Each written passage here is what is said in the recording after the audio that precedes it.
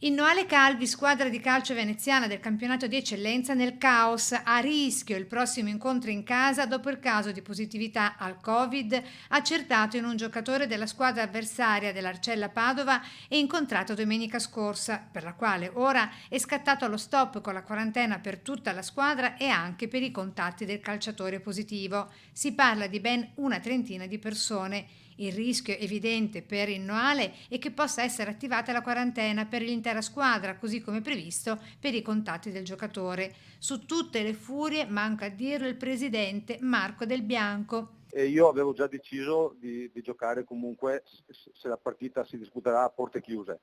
Però, ripeto, sono in attesa di comunicazioni, quindi non lo so se giocheremo.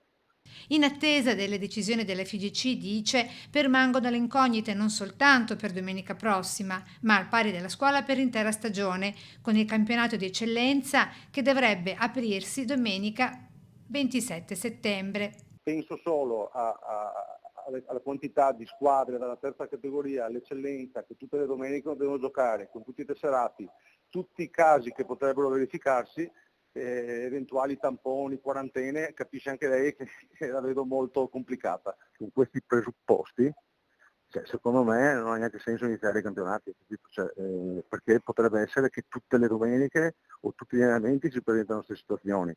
Quindi la vedo molto dura fare un'attività sportiva in questi presupposti. Quindi o le cose cambiano, se no sarà molto dura.